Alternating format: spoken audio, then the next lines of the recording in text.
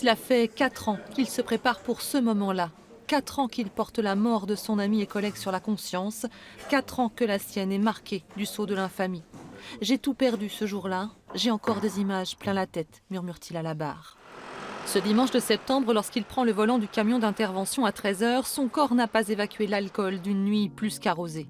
Le taux retenu sera d'1,96 g, celui d'une intoxication sévère, dira le médecin. Une circonstance aggravante que son statut de pompier volontaire rend intolérable aux yeux de la famille de la jeune victime. C'est d'autant plus impardonnable, inadmissible, et ça laisse quand même entrevoir une personnalité malgré tout qui laisse songeur par rapport à cette espèce de confiance absolue dans son intervention, dans ce qu'il croit pouvoir tout maîtriser.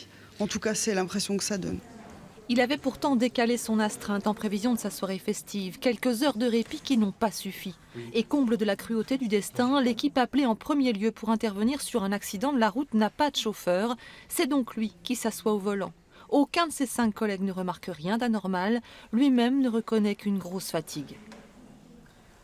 La seule chose à laquelle il pense, c'est satisfaire ses engagements, satisfaire la volonté qu'on lui a confiée de protéger les usagers. Et il prend le volant, parce qu'il n'y a personne d'autre que lui pour prendre le volant, parce que peut-être il n'a pas la force à ce moment-là de se dire que non, il ne peut pas prendre le volant. Et c'est là le cœur de l'infraction qui lui est reproché. Il n'est qu'humain.